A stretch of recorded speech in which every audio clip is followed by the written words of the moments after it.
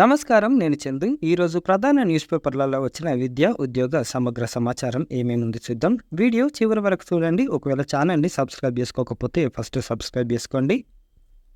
Neat స్కామ్‌పై Modi మౌనమేలా? ఎన్టీఏను రద్దు చేయకపోవడం దుర్మార్గం. కేంద్రం స్పందించకపోతే దశల వారీగా పోరాటాలు. రాష్ట్ర విద్యార్థి యువజన సంఘాల ఐక్య కార్యాచరణ కమిటీ రాష్ట్ర వ్యాప్తంగా పలు జిల్లాల్లో నిరసనలు అడ్డుకొని అరెస్టు చేసిన పోలీసులు. ఇది దేశంలో ఏం జరుగుతుంది అని అంటే నీట్ స్కామ్ జరుగుతుంది. మొత్తం దేశమంతా అట్టుడికిపోతున్నా ఎవరికి పడతలేదన్నమాట. రాజకీయ నాయకులకి 700 మంది 300 కోట్లు టార్గెట్. 24 ఏళ్లలో నీట్ సహా అనేక ప్రశ్న పత్రాలు లీక్ చేశా. జైలు బెయిలు వ్యాపారం అంతా రొటీన్. ఇండియా టుడే స్టింగ్ ఆపరేషన్లో బయటపడిన Bijender Bhagwat. NEET question paper leakage కుంభకోణంపై ఇండియా టుడే పత్రికకు చెందిన ప్రత్యేక బృందం జరిపిన స్టింగ్ ఆపరేషన్లో అనేక విస్తుపోయే విషయాలు బయటపడ్డాయి.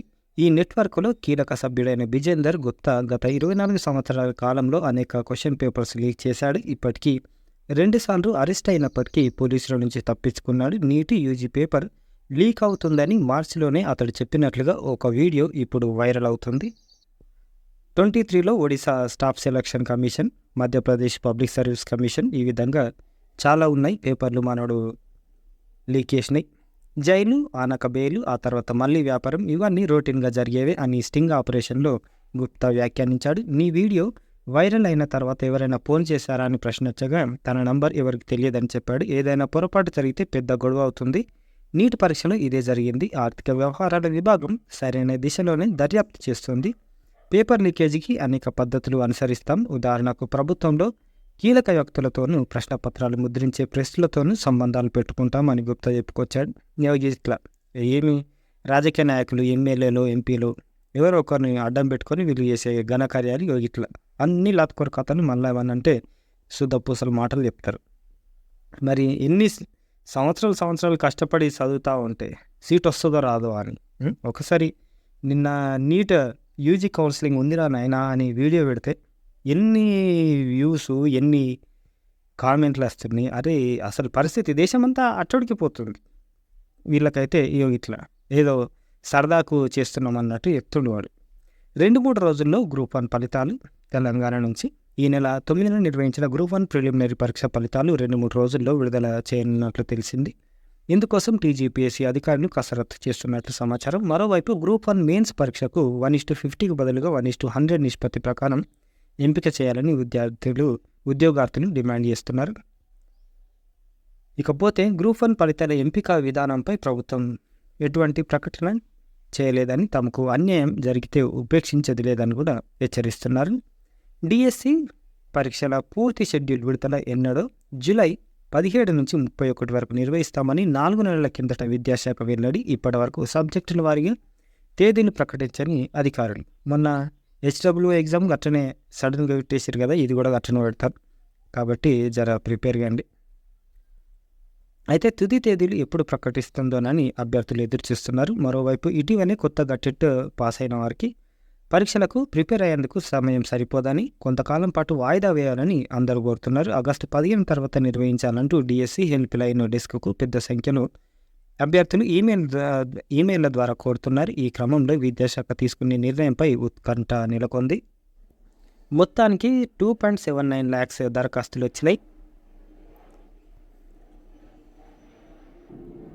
టెట్లో కొత్తగా పాస్ అయిన విద్యార్థులు తాము డిఎస్సికి ప్రిపేర్ అయ్యేందుకు కనీసం 1 రోజుల పాటు పరీక్షలను వాయిదా వేయాలని డిమాండ్ చేస్తున్నారు. ఎమ్మెల్యేలు, మంత్రులకు పలువురు వినతి పత్రాలు అందజేస్తున్నారు. మరోవైపు గతంలో టెట్ పాస్ అయిన వారిలో కూడా అధిక శాతం మంది కనీసం 1 రోజుల పాటు వాయిదా వేయాలంటున్నారు.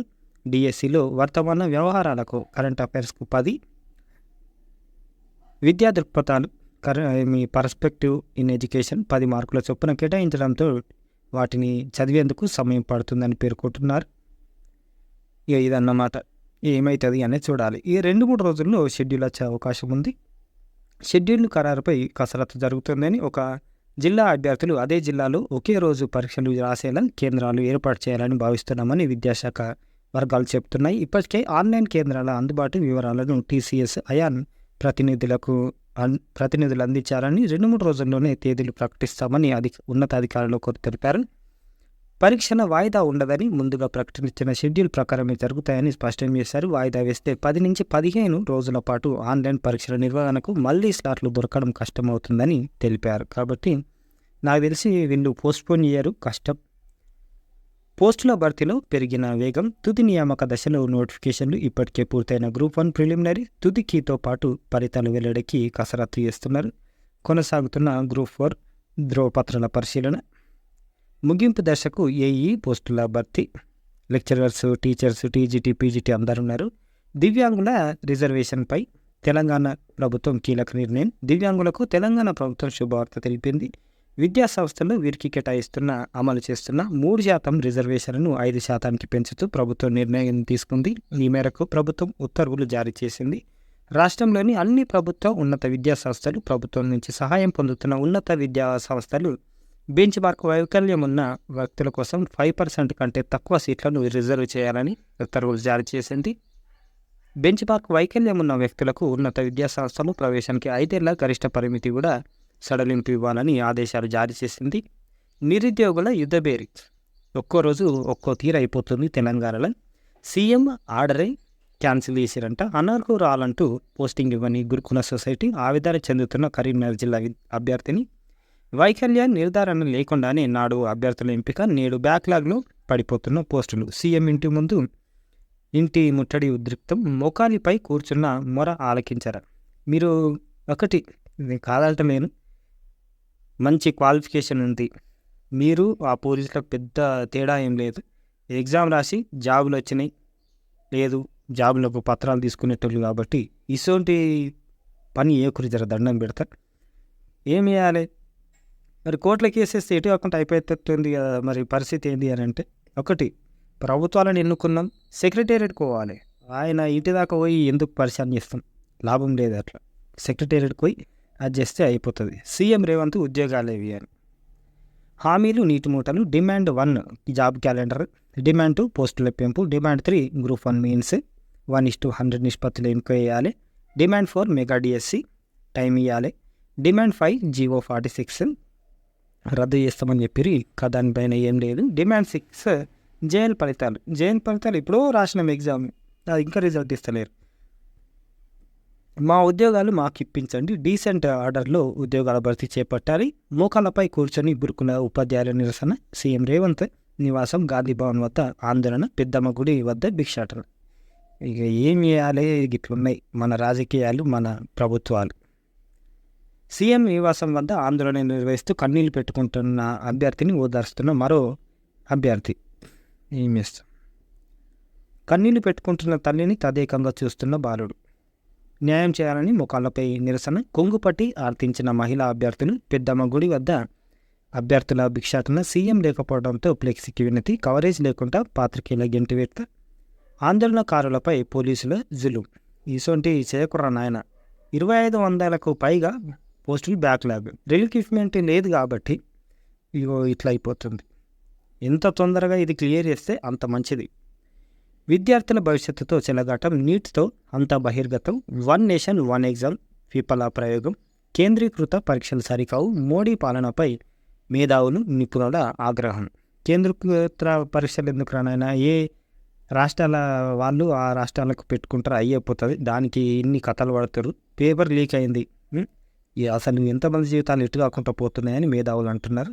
తేనని కన్వీనర్ లెక్కలు. యాజమాన్య కోటాకు లెక్కలు. ప్రైవేట్ ఇంజనీరింగ్ కాలేజీల్లోని కన్వీనర్ సీట్లపై అయోమయం. ఇప్పటి వరకు కౌన్సిలింగ్ విభాగానికి అందని వివరాలు ఆన్లైన్లో ఫీడ్ చేస్తేనే ఆప్షన్లు ఇవ్వడానికి అవకాశం. యాజమాన్య కోటా సీట్లు మాత్రం అనధికారికంగా భర్తీ. అప్పుడే సీట్లు లేవని చెప్తున్న విద్యాసంస్థలు. ఆగిన అనుబంధ గుర్తింపు ప్రక్రియ. మెయిన్ కాలేజీలలో CSC branch hot cake. Already ఆ సీట్లు అమ్ముడు పోయినాయి, సాఫ్ట్వేర్ రెడీగా ఉన్న. ఎందుకు ఇట్లా చేస్తున్నారో ఏమో తెలుస్తలేదు. వెబ్సైట్ కౌన్సిలింగ్ వచ్చే నెల నుంచి 4th నుంచి ఉంది. పాలిటెక్నిక్ అడ్మిషన్లకు 44,806 మంది దూరం అయిపోయారు. సర్టిఫికేట్ల వెరిఫికేషన్కు 24,922 మంది హాజరు. ఎందుకు అనంటే సగం మంది ఇది లేట్ అయిపోతుంది కౌన్సిలింగ్ అనే ఉద్దేశంలో సగం మంది ఇంటర్కి జాయిన్ అయిపోయారు. వివిధ కోర్సులలో జాయిన్ అయిపోవడం వల్ల ఇట్లా అయిపోయింది. మరి దీనికి డేట్ ఎక్స్టెండ్ చేస్తారు 2nd ఫేజ్కి.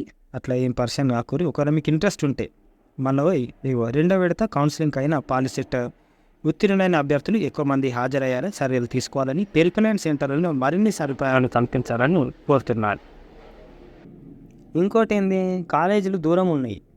గవర్నమెంట్ కాలేజీలు మన దగ్గర ఉన్నాయి కానీ ప్రైవేట్ కాలేజీలు దూరం ఉన్నాయి. లిమిటెడ్ కాలేజీలు, లిమిటెడ్ సీట్లు కాబట్టి ఇంత పరిశాన్ ఉందన్నమాట. కానీ మీరు డిప్లొమా చదివితే లైఫ్ అయితే చాలా ప్రమాణంగా ఉంటుంది. 6 కాలేజీల్లో ఈవినింగ్ బీటెక్ తొలిసారిగా ప్రవేశ పరీక్ష ద్వారా సీట్ల భర్తీ. తెలంగాణ నుంచి వర్కింగ్ ప్రొఫెషనల్స్ కోసం రూపొందించిన ఈవినింగ్ బీటెక్ను రాష్ట్రంలోని 6 కాలేజీల్లో నిర్వహించనున్నారు. ఉస్మానియా ఇంజనీరింగ్ కాలేజ్తో పాటు మరో 5 కాలేజీల్లో ఈ కోర్సు అందుబాటులోకి తీసుకొచ్చింది. తొలిసారిగా ప్రవేశ పరీక్ష ద్వారా సీట్లను భర్తీ చేస్తారు. ఓయూ ఇంజనీరింగ్ కాలేజ్ ఆధ్వర్యంలో జూలై 21న పరీక్ష నిర్వహిస్తారు. జూలై 11 వరకు దరఖాస్తులు స్వీకరిస్తారు. కోర్సులో చేరిన వారికి సాయంత్రం 6 నుంచి రాత్రి 9:30 వరకు క్లాసులు నిర్వహిస్తారు. పూర్తి వివరాలకి వెబ్సైట్లో చూడవచ్చు. ఈవినింగ్ బీటెక్ కోర్సు అందుబాటులో ఉన్న కాలేజీలు ఇవి. 5 విడతల్లో ఎంబీబీఎస్ ఫీజు ఒకేసారి వసూలు చేసే చర్యను ప్రైవేట్ కాలేజీలకు రెగ్యులేటరీ కమిటీ సూచన. ఎంబీబీఎస్ ప్రైవేట్ కాలేజీల విద్యార్థుల నుంచి 5 విడతల్లో వసూలు చేయాలని ఫీజు రెగ్యులేటరీ కమిటీ బుధవారం ఆదేశించింది. 4.5 ఏండ్ల కోర్సు 9 సెమిస్టర్లను 5 ఏండ్లుగా విభజించినట్లు తెలిపింది. ఫీజు మొత్తం ఒకేసారి వసూలు చేస్తే చర్యలు తప్పవని హెచ్చరించింది. ఏటా విద్యా సంవత్సరం అకాడమిక్ ఇయర్ ప్రారంభంలో ఒక్కో విడత ఫీజును వసూలు చేయాలని స్పష్టం చేసింది. ఉదాహరణకు ఒక కాలేజీలో ఏడాదికి 14.5 lakhs ఉంటే 4.5 నెలలలో మొత్తం కలిపితే 65.25 lakhs అవుతుంది. మొత్తాన్ని 5 విడతల్లో విభజించి ఒక్కో ఏడాదికి 13.505 lakhs మాత్రమే వసూలు చేయాలని స్పష్టం చేసింది. జూలై 23 నుంచి అగ్నివీరు నియామక ప్రక్రియ 23 నుంచి ఉంటుంది. దీనికి సంబంధించిన పూర్తి వివరాలు మనకు ఛానల్లో ఉంటాయి, చూడండి. దళారులను ఆశ్రయించి మోసపోవద్దని క్లియర్గా చెప్తున్నారు. అన్ని నిష్పక్షపాతంగా జరుగుతాయి. ట్రిపుల్ ఐటీలకు 53,863 దరఖాస్తులు. ముగిసిన దరఖాస్తు స్వీకరణ గడువు 1 నుంచి ప్రత్యేక కేటగిరీ అభ్యర్థుల సర్టిఫికేట్ వెరిఫికేషన్ ప్రారంభం. 11న ఎంపికైన అభ్యర్థుల జాబితా ప్రకటన. ఏపీ నుంచి నీట్ సాధనకు కోటా డిజిటల్ మెటీరియల్ సిద్ధం. ఈ నంబర్లకి వాట్సాప్ చేస్తే సరిపోతుంది, వాళ్ళు మనకు పీడిఎఫ్లో పంపిస్తారు. ఇదన్నమాట ఈ రోజుకు సంబంధించిన పేపర్ ఆర్టికల్స్. లైక్ చేయండి, షేర్ చేయండి, సబ్స్క్రైబ్ చేయండి. థ్యాంక్ యూ, ధన్యవాదాలు.